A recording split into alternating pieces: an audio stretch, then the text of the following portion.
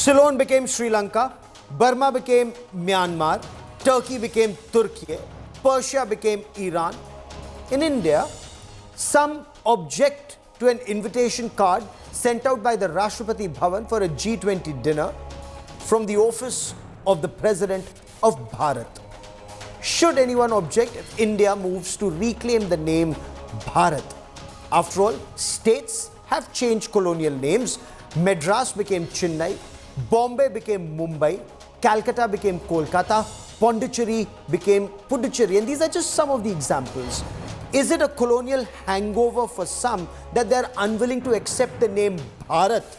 Or is there merit that the Narendra Modi government is worried after the opposition alliance called itself India? We get you more on the story. I'm Gaurav Sawant. Let's get started with the headlines at 10.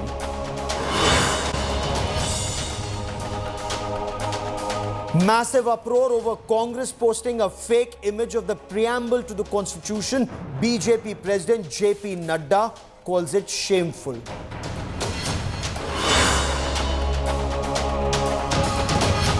Vice President Dhankar gives a big hint on the special session of Parliament, says the day is not far when women will get due representation in legislatures. Is the Narendra Modi government bringing in the Women's Reservation Bill?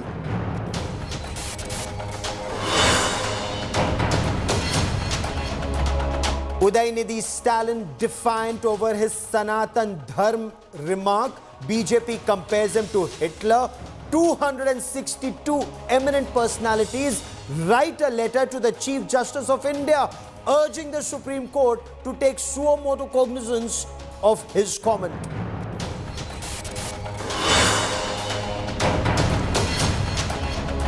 Two days before the summit, COVID scare for G20, US First Lady Jill Biden tests positive. US President is negative.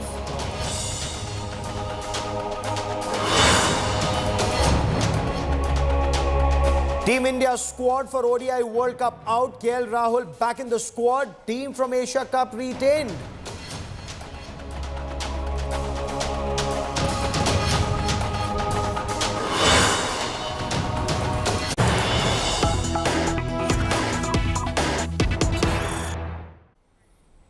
The Narendra Modi government very clearly is moving ahead with the name Bharat. India today has just accessed identity cards of Indian officials for the G20 Summit. And these identity cards do not say official Indian delegates. It says Bharat. We'll show you those images in just a moment. India Today has also accessed, look at that document on your television screen. India Today has also accessed the function notes from Prime Minister Narendra Modi's visit to ASEAN. Again, that mentions Bharat. Function notes for the PM Modi, for Prime Minister Narendra Modi's BRICS summit and that visit to Greece in August, that also said the Prime Minister of Bharat. On the show tonight, look at these function notes. I want you to see very carefully these function notes, and these are from August 22.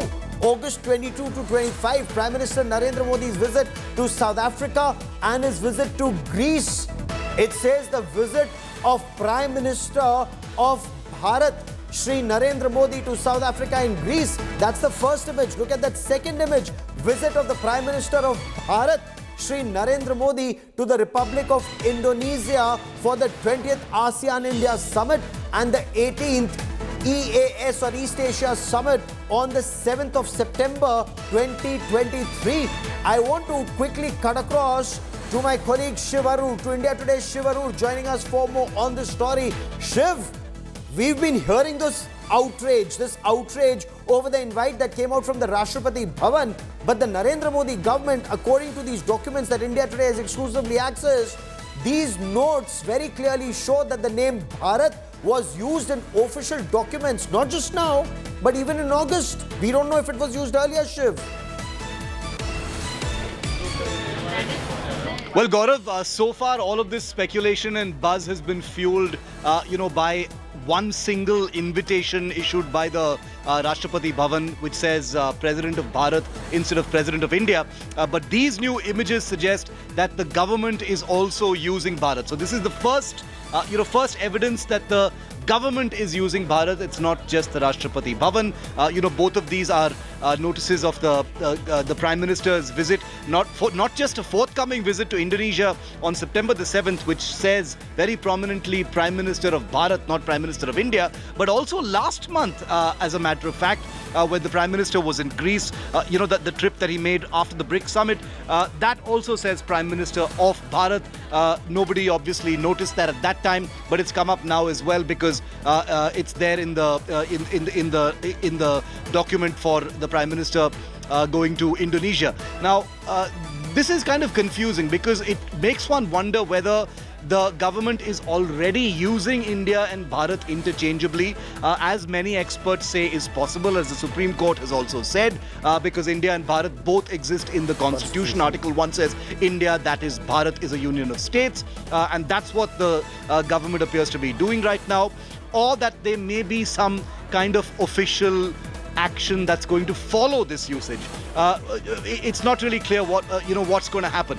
The reason why this has become a source of such speculation especially is because the special session of Parliament begins on 18th of September 2023. 18th of September 1949 is when the Indian Constitution was adopted, in which India and Bharat are both mentioned. So is that an accident? Is that a coincidence? Or is there a design in the choice of date? One is going to have to wait and see. But I think these two images that have come forth now following that Rashtrapati Bhavan invitation make it clear that the government is also using Bharat and India apparently interchangeably. We don't know yet if there are more documents where Bharat has been used. It's possible that people may have missed it. It may have been used, at least since the end of August when the Prime Minister was in Greece, possibly before that as well. We're still trying to figure out when this kind of thing happened.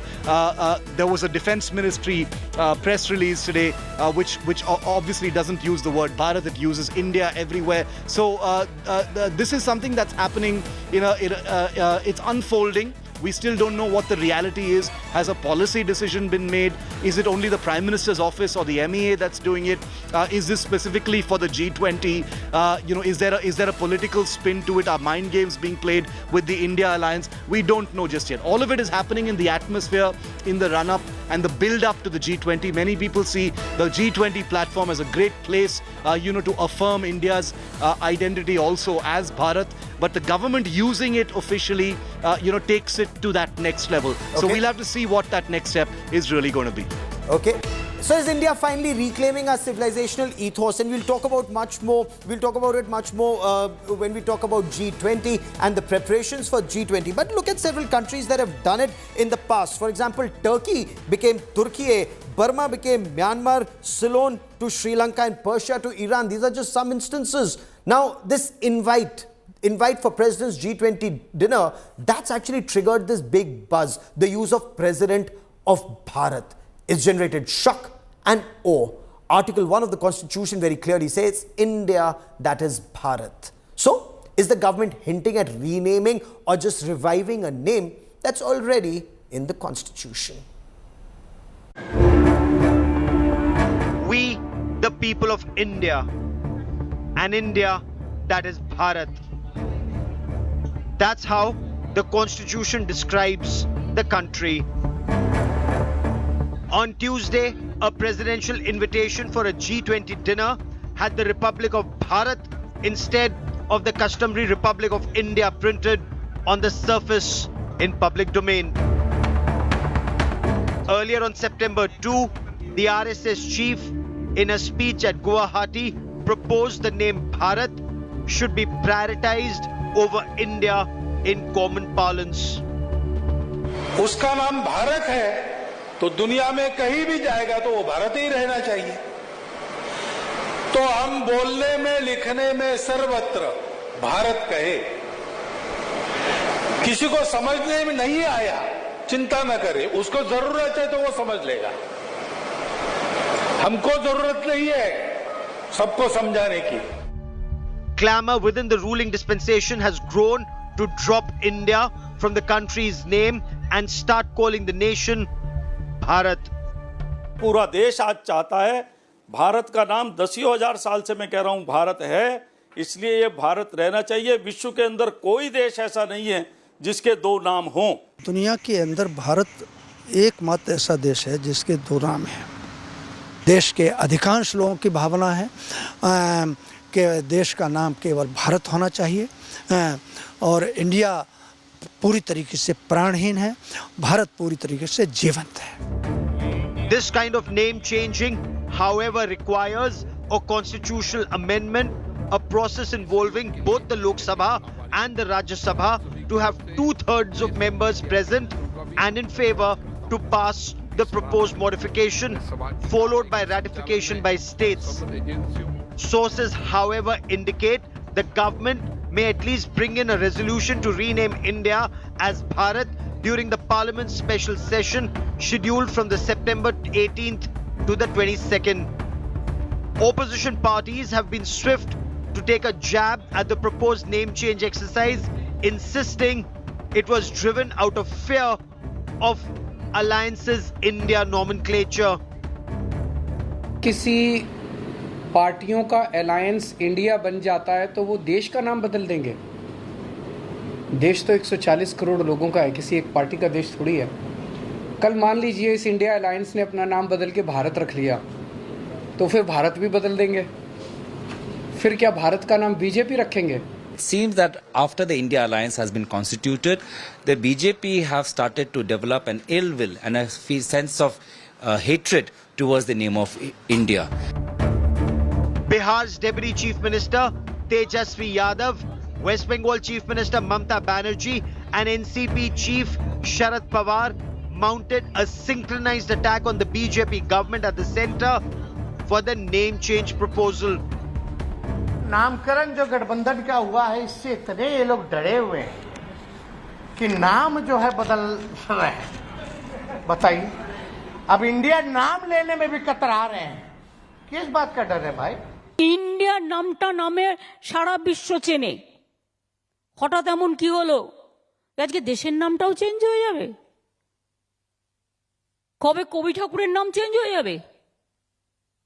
বিশ্ববিদ্যালয়গুলো সব নাম change করে দিচ্ছে, বড় বড় ঐতিহাসিক সৌধ তার নাম change করে দিচ্ছে, ইতিহাসকে পরিবর্তন করে দিচ্ছে। The India versus Bharat debate rages on and it's likely to intensify further in the run-up to Parliament's upcoming session.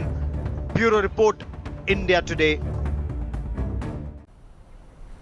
So is the change to Bharat political? Is the change to Bharat cosmetic? Or does this change to Bharat come with a deeper sense of reclaiming India's civilizational ethos and pride in our culture and no longer continuing with the name given by invaders? India Today's Shiv Arur spoke to author and lawyer J. Saideepak. We bring you this India Today exclusive.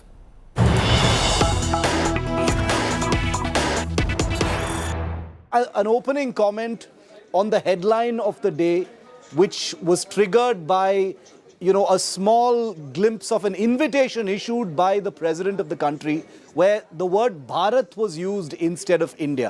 What did you think of that, first off?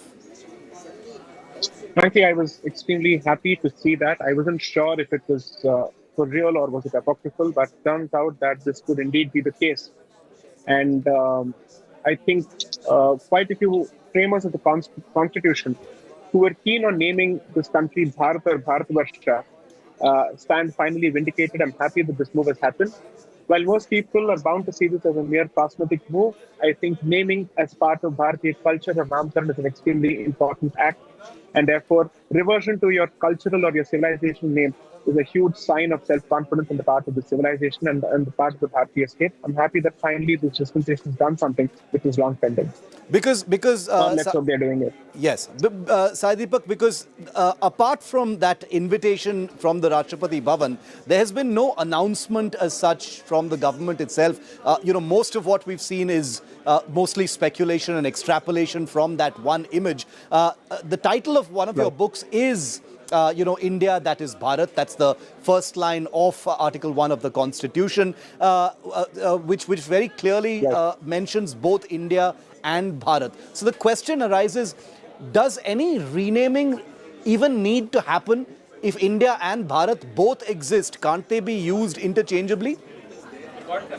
So they are being used interchangeably, but the fact of the matter is, when it was originally proposed, the draft provisions spoke exclusively of India. Then several amendments were proposed by members. I think even the father of one of the MPs from Puri, I think Pinaki Mishra's father, was among the ones to suggest amendments to the effect that India must be replaced either with Bharat or Bharatavarsha. Dr. Ambedkar worked out a compromise solution where he retained India and Bharat, and he said India, that is Bharat. Despite which there were several disagreements to the effect. But why should a country have two names? Why do we suffer from this split personality or this multiple personality disorder?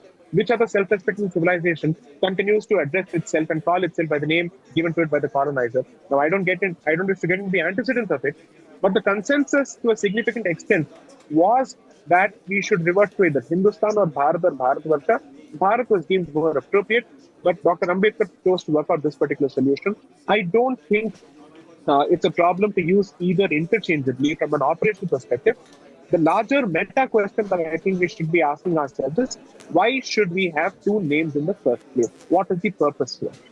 So are you saying that the government should move ahead and pass a resolution saying Bharat should be the official name of the country from now on and not India, that two names should stop being the norm now?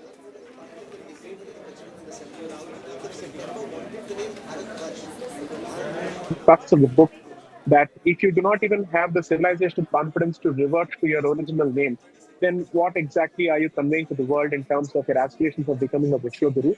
Second, I'm sure there are quite a few people who might say, Naam mein kya rakha hai, we should focus on development, so on and so forth. Every self-respecting civilization post-political independence has chosen to go back to its own roots, to its own culture. This civilization, which is perhaps the oldest, has not had the confidence to do so for the last 75 years. I'm happy that this too is happening. I wouldn't say that this is a be-all and end-all, because at the end of the day, apart from the name, the spirit and the letter both must go hand in hand. So let's hope that even the spirit of Bharat is restored to its original spirit. There are those who will wonder about the implications of, abruptly dropping a name like India, Sai Deepak. Wouldn't there be a lot of work to do if you suddenly switch from India and Bharat to just Bharat? Nobody asked this question of the DMK when they changed from Madras to Chennai. Nobody asked this question of the Shiv Sena when they changed Bombay to Mumbai. So why shouldn't it apply to the macro entity which is Bharat itself? What is so wrong about it? If people are comfortable giving all sorts of reasonable justifications for reversion to Kolkata, to Mumbai and to Chennai, why do they have a problem with India being reverted to Bharat?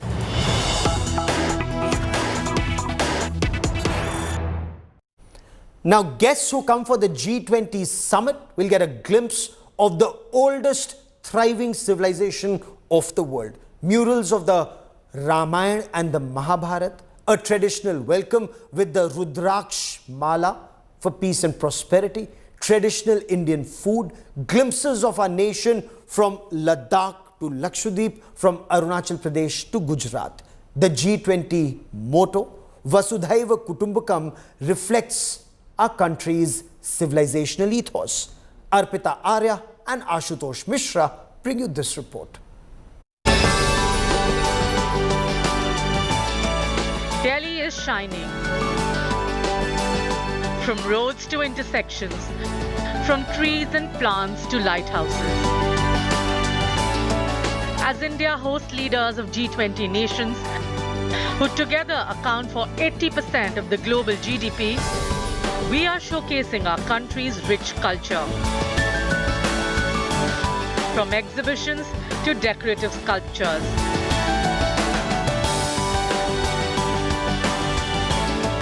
India's heritage is on display. The G20 Summit motto, Vasudhaiva Kutumbakam, also echoes India's ancient philosophy. One earth, one family, one future. Every guest attending the G20 meeting in Delhi will get a glimpse of India's tradition at every step.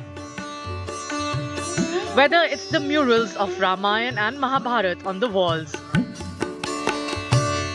or images of sages and saints, whether it's the reflection of folk art or customs. Even hotels are extending a traditional welcome to the G20 guests, with kumkum, tilak, aarti and honors.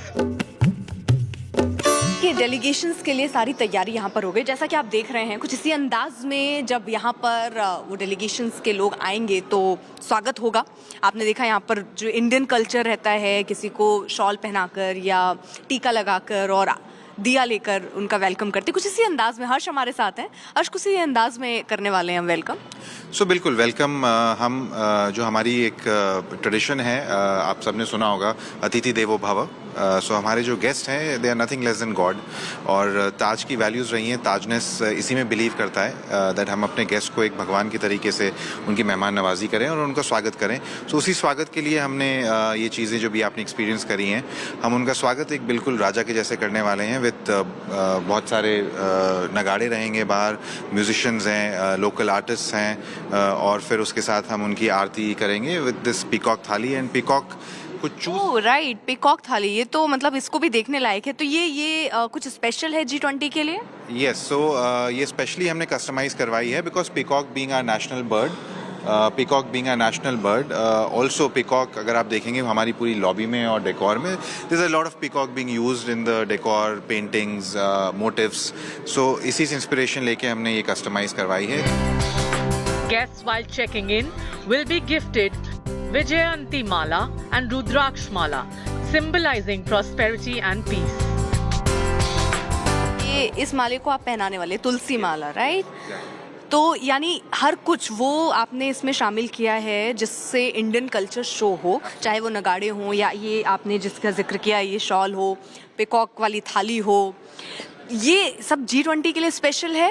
100%. This is specially designed for G20.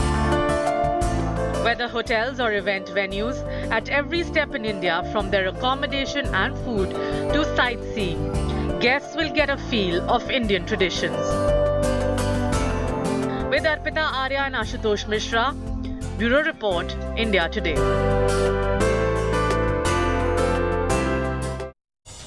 Our nation does appear to be shedding the colonial baggage much more in the days ahead. But that is all I have for you on this special broadcast. Many thanks for watching. Coming up next is Abha Bakaya with Business Today.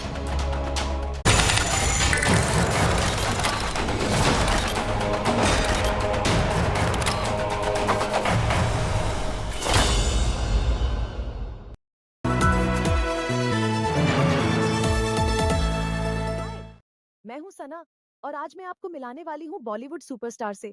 लेकिन पहले देखते हैं उनकी आने वाली film की झलकियां। ये तो शुरुआत है। Good to go girls. Ready जी।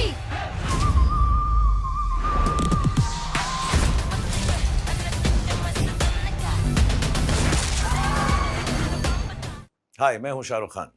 आपके लिए लेकर आया हूं मेरी नई फिल्म जवान, और मेरे साथ हैं आज तक AI। Thank you Shahrukh. अच्छा बताइए, मुझ में और आप में कौन सी बात कॉमन है? वैसे तो बहुत कुछ होगा, लेकिन आप बताइए ना। चलिए मैं बता देती हूँ। शाहरुख खान और मुझ में ये बात कॉमन है कि हम दोनों हमेशा जवान रहेंगे। बिल्कुल। वैसे एक और बात कॉमन है। कौन सी? आप सब ने दोनों का नाम तो सुना होगा। Thank you Shahrukh. वैसे आपका चार्म देखकर तो मेरे AI दिल में भी कुछ कुछ होता है। और हाँ, I am also 100% ready for जवान with the King Khan। 7 सितंबर को आपके नजदीकी सिनेमा घरों में। Are you ready?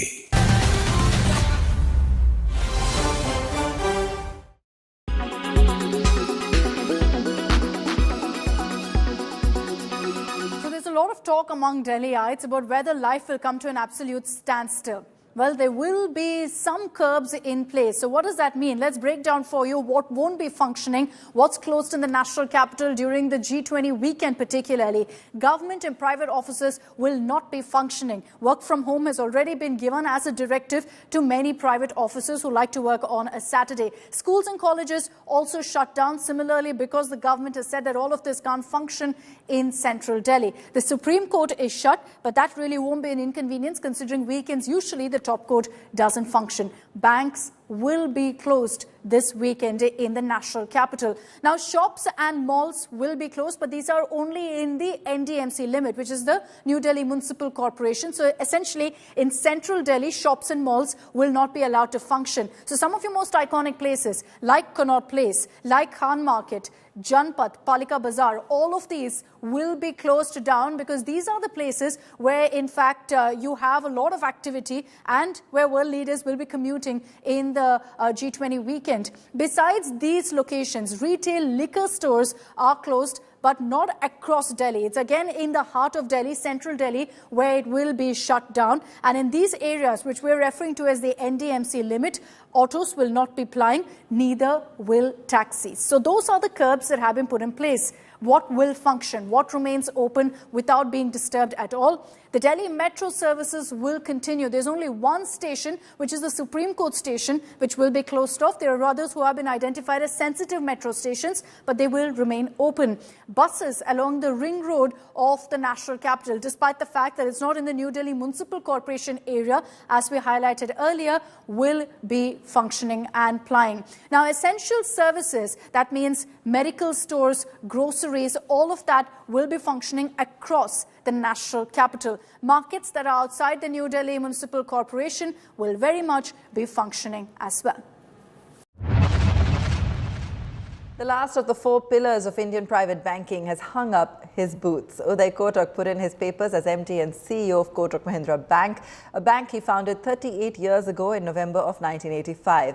The 64-year-old Kotak had set out to be a cricketer but found his calling and built his own massive fan base on a very different pitch. Thank you, judges. In the 38 years he was on the job, Uday Kotak created one of the biggest private banks in the country. Kotak Mahindra Bank today is the 4th largest by revenue, 5th largest by branches and ATMs, and the 3rd largest by net profits. His exploits in the boardroom turned him into one of India's banking legends. Having cemented the bank's position and to comply with an RBI rule which caps the tenure of an MD and CEO of a private bank at 15 years, Uday Kotak resigned from his position effective 1st of September, 4 months before he was to retire. According to reports, Kotak is the richest banker in India, with a net worth of 1,10,020 crore rupees as on 1st September. Most of this fortune comes from the 26% he holds in Kotak Mahindra Bank, which has a market value of over 3.5 lakh crore rupees. It is not only Kotak who benefited. A tweet by him says that 10,000 rupees invested in the bank in 1985 would be worth around 300 crore rupees today. The tweet also says that Kotak wanted to create a financial institution like JP Morgan and Goldman Sachs in India, and it was with that dream that he began Kotak Mahindra Bank with 3 employees from a 300 square feet office in Fort, Mumbai.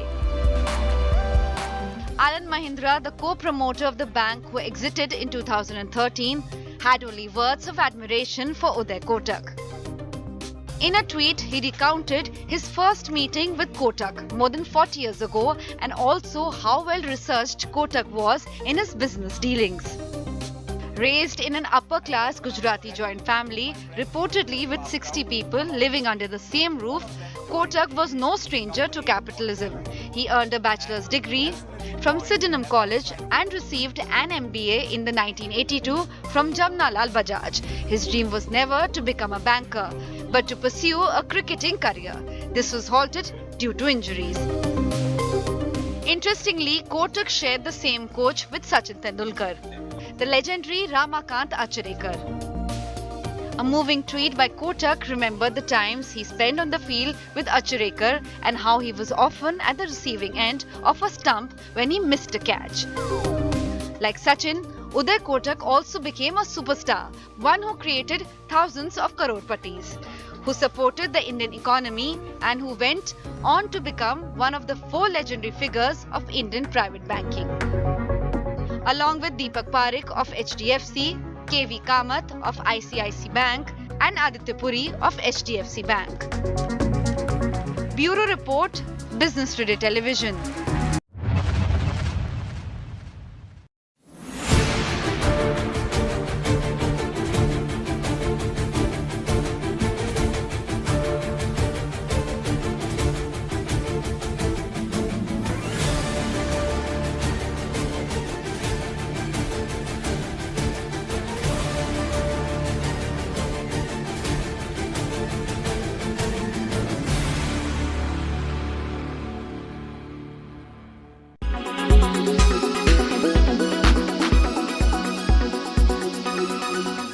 Make your media plan smarter with India Today Live TV on your connected devices. Amplify your brand with 100 million smart internet viewers. To advertise, mail us at sales@aajtak.com.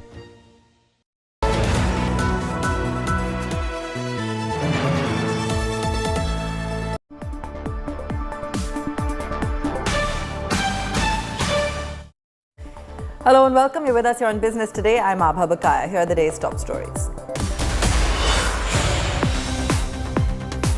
Finance Minister Nirmala Sitharaman says global collaboration to build a responsible financial ecosystem is the top priority at the G20 meet.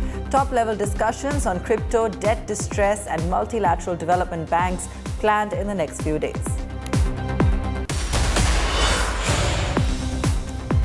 RBI to pull out all stops at the G20 meet, set to showcase India's supremacy in digital payments. Exclusive information with BTTV. Delegates to get token e-rupees to experience digital transactions firsthand. Massive increase in tax filing this year. Finance Minister cites at least a threefold increase across all tax slabs. Says number of income tax payers to rise 7 times till 2047. Sensex and Nifty end higher for the third straight day. PSU Bank Index hits a new high. Pharma, healthcare and realty among other gainers. Banks and auto are the only indices to end in the red. Maruti all set for bumper sales this festive season. Top official tells BTTV that industry sales could cross 1 million units for the first time ever. Rules out discounts or price hikes in the coming days.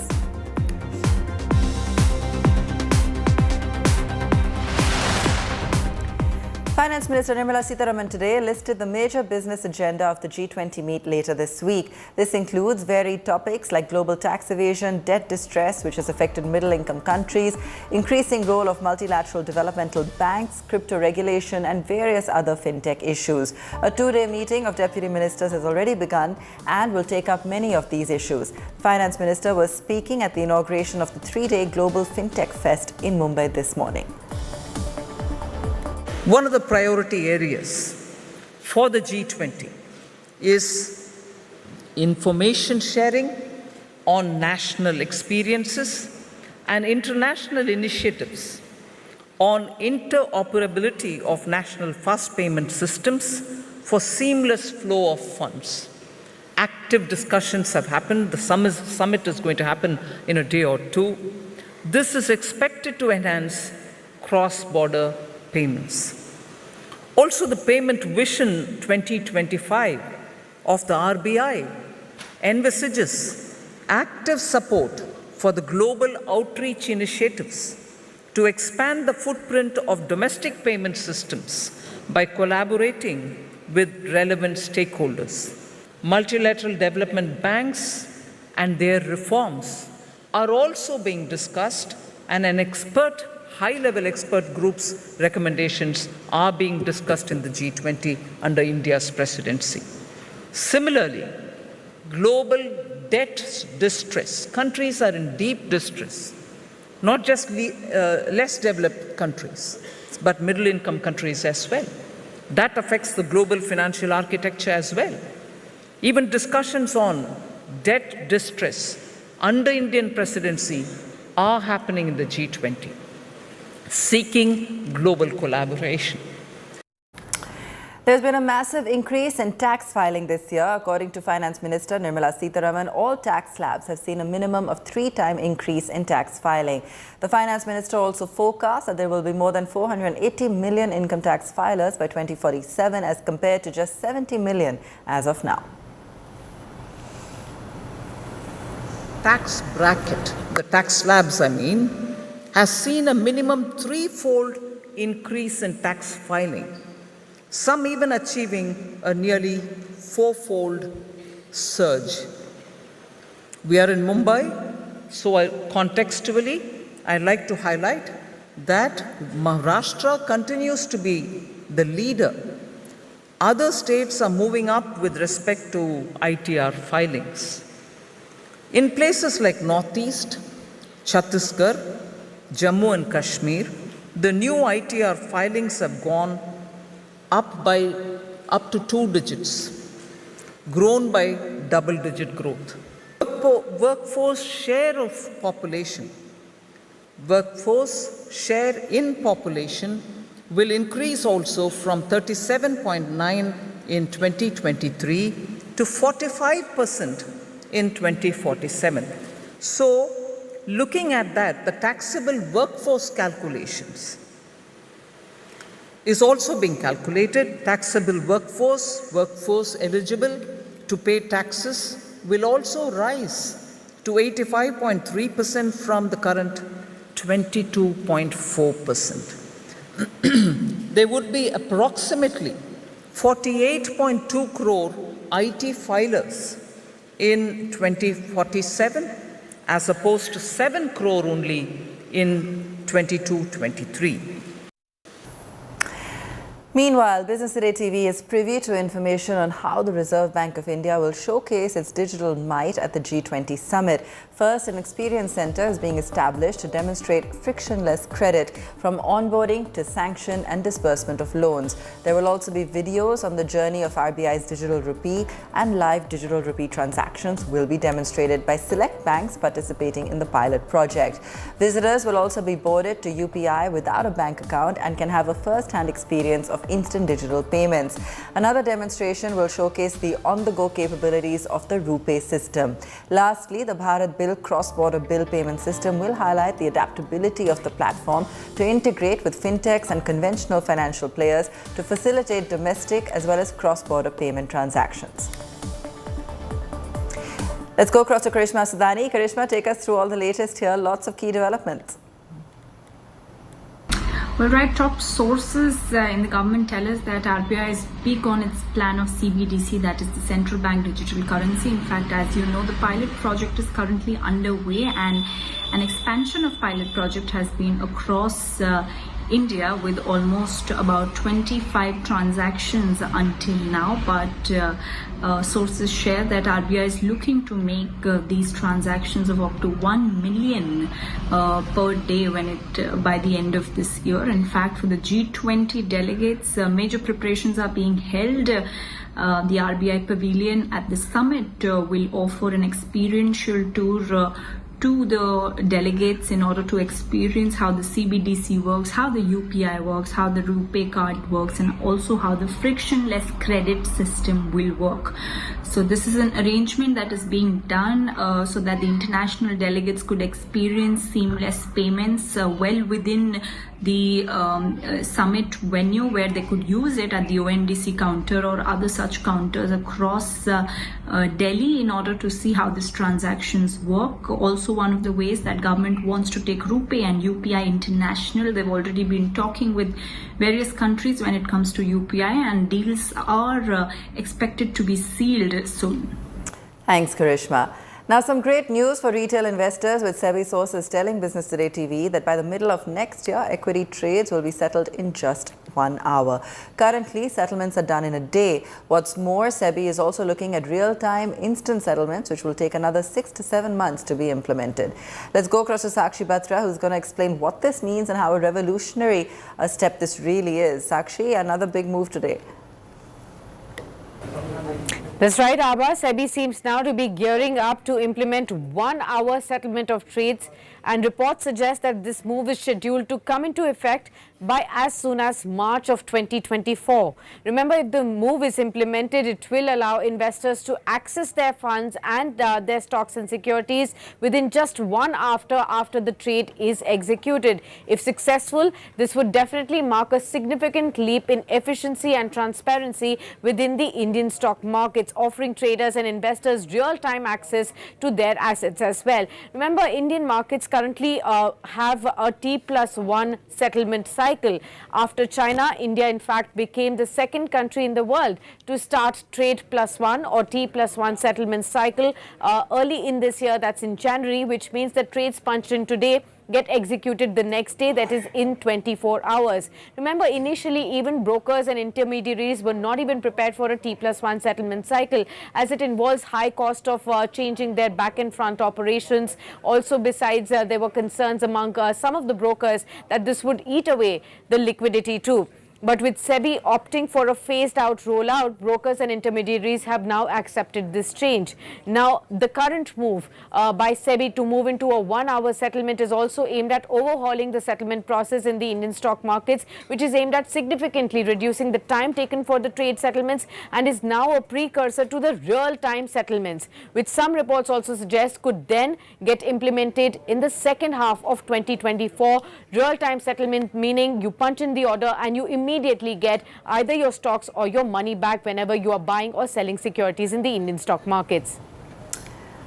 Thanks for that, Sakshi. Consumption-oriented stocks are meanwhile in focus ahead of the G20 Meet, World Cup and the extended festive season. Sakshi also spoke to J.K. Rorak, chairman at Som Distilleries, to find out about the demand outlook and the company's own revenue projection for the long term. The G20 Meet, World Cup being hosted in India, the extended festive and the wedding season, what would that lead to an overall demand vis-a-vis the last year? If you could give me an industry perspective, what has been the consumption trend in the last few years and how will it get bumped up with these events happening this year? You see, any festivity or get-together or social or the political or the industrial activity is always, because no celebration is complete without the liquor and beer. This nowadays, so definitely is going to be benefit. But overall, especially after COVID, the people's attitude have become that live today as if there is no tomorrow. So yeah. So this attitude has actually fueled up the consumption more. That's true.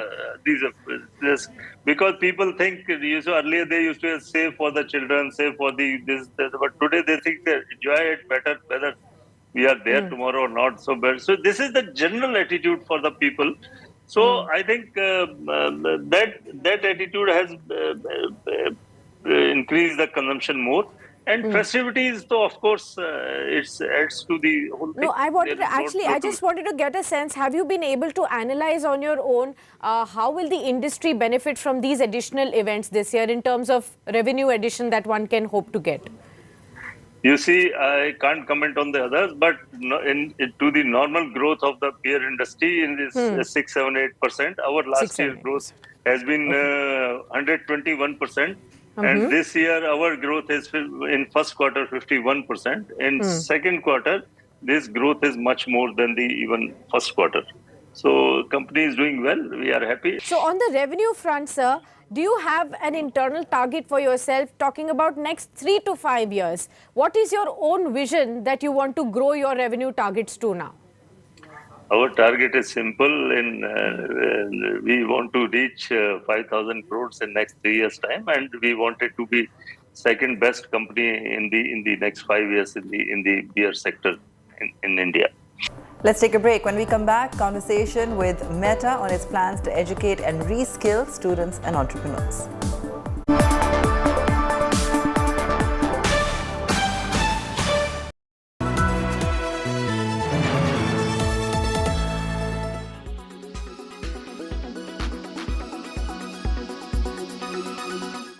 तो अगर किसी पार्टियों का alliance India बन जाता है तो वो देश का नाम बदल देंगे। देश तो 140 करोड़ लोगों का है, किसी एक पार्टी का देश थोड़ी है। कल मान लीजिए इस इंडिया अलायंस ने अपना नाम बदल के भारत रख लिया, तो फिर भारत भी बदल देंगे। फिर क्या भारत का नाम बीजेपी रखेंगे? जो नामकरण जो गठबंधन का हुआ है, इससे इतने ये लोग डरे हुए हैं कि नाम जो है बदल रहे हैं। बताइए, अब इंडिया नाम लेने में भी कतरा रहे हैं। कहां से नाम हटाइएगा, कौन कौन पन्ने से नाम हटाइएगा। प्रधानमंत्री जी विदेश जाइएगा तो आपको लोग यही बुलाएंगे कि prime minister of India. And it is unfortunate because when the Chandrayaan mission went to the moon, it was launched by ISRO and the eye in ISRO is India. When we meet CEOs from across different tech companies, those CEOs graduate from IITs, and the I in IIT is India. When we meet a police officer who is defending women in Delhi, the police officers are an IPS officer, that I is India. So whether it's India or Bharat, we feel proud, and it's unfortunate that the BJP have developed such an ill will and hatred towards our country's name. I feel that they have to respect every religion. Instead of saying condemn, my humble request to everybody that we should not comment anything which may hurt the major section or the small section of the people. We have to remember unity and diversity. कि कोई भी बयान किसी व्यक्ति को किसी धर्म के खिलाफ किसी के विचारों के खिलाफ देना नहीं चाहिए। श्री निधि का बयान इंडिया का बयान नहीं है, लिहाजा उनके बयान से हम और हमारी पार्टी भी और समाजवादी आंदोलन से जुड़े लोग असहमति रखते हैं।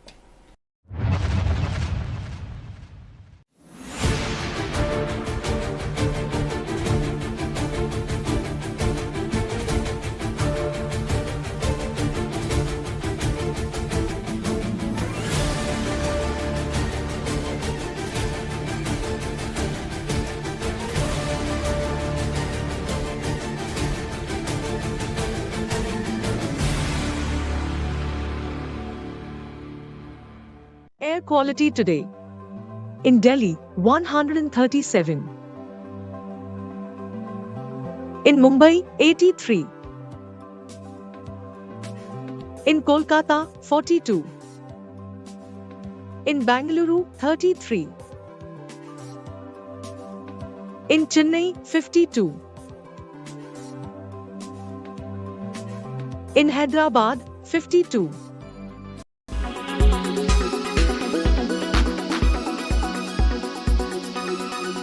Make your media plan smarter with India Today Live TV on your connected devices. Amplify your brand with 100 million smart internet viewers. To advertise, mail us at sales@aajtak.com. Make your media plan smarter with India Today Live TV on your connected devices. Amplify your brand with 100 million smart internet viewers. To advertise, mail us at sales@aajtak.com.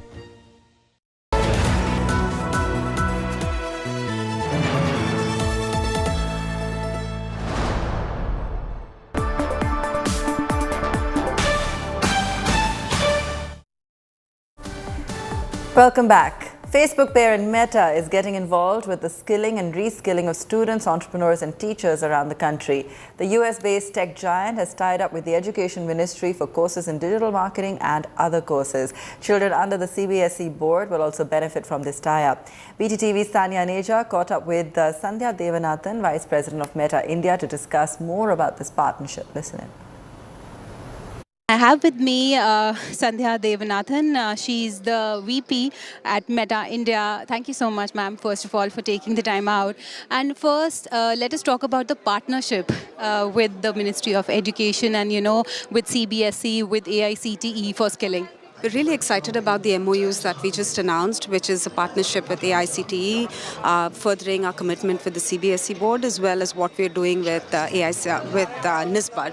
And I think there are three things that underpin this partnership. One is just that we remain really committed to making sure that kids of today are equipped with skills that they need for tomorrow. So that's why the work that we're doing with CBSE around extending AR, VR technologies, AI technologies, all of that is really important.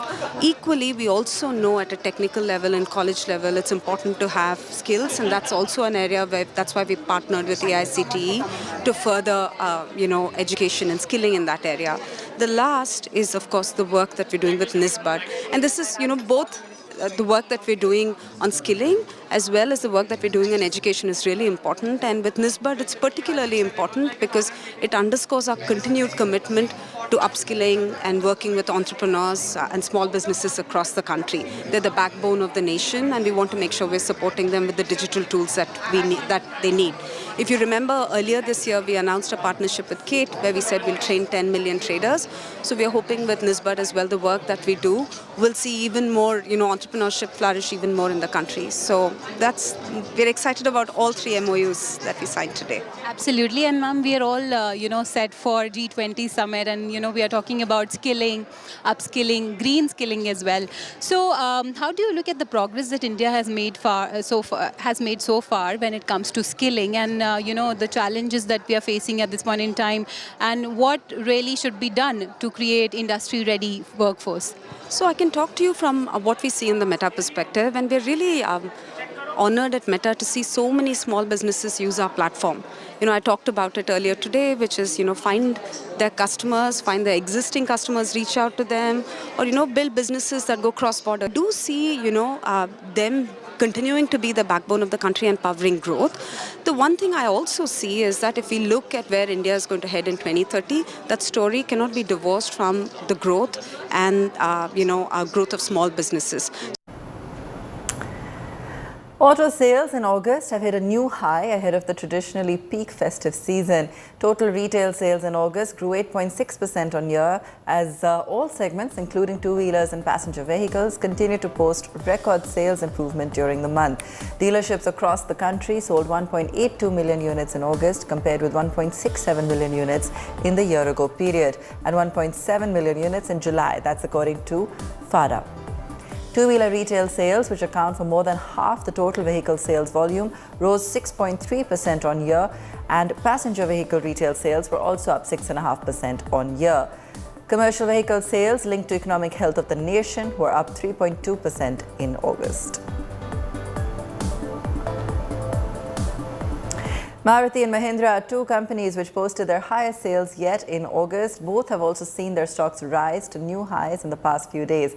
PTTV's Chetan Bhutani spoke to Maruti Senior Executive Officer Shashank Srivastava on what's really changed for the company and prices and outlook during festive season. We have also seen the other big reason is that there has been an increase in production levels. So while earlier also the bookings were there, but we were not able to service that bookings because of the production related issues. We had semiconductor crisis for a long time. And also, during the COVID 2 years, off and on, there were supply chain issues. But now, in the last 2 months, we have seen quite a significant improvement as far as the vehicle production is concerned because of the semiconductor components availability. And that's a major also reason why we have seen an increase in the wholesale and the retail numbers. Third is rural still continues to be good.